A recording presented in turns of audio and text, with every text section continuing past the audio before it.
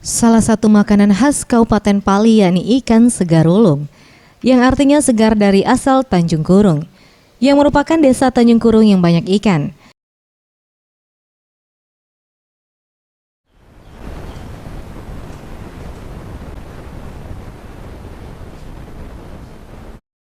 Makanan ikan segarulung dimasak melalui proses pembakaran.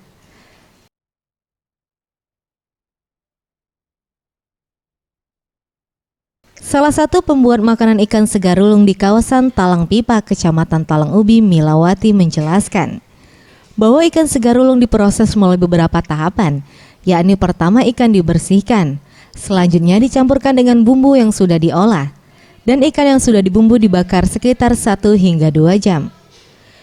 Milawati menambahkan, ikan segarulung yang sudah dimasak dijual ke pasar maupun para pemesan langsung, yakni dijual dengan harga ikan patin Rp20.000 per ekor dan ikan gabus Rp40.000 per ekor.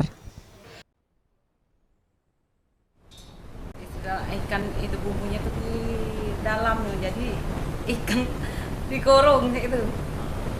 Terus Pali ya? Iya, tapi asam, bawang, jual, pesan. Kenapa sih Pak? Boris Simbolon, Sriwijaya TV.